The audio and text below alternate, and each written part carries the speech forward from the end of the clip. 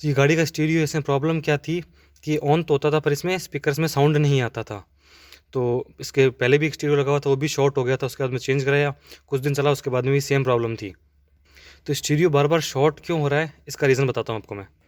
अभी देखो यहाँ पे डोर मैटिंग है और यहाँ से होते हुए नीचे ये यहाँ पे इस तरीके से लगती है।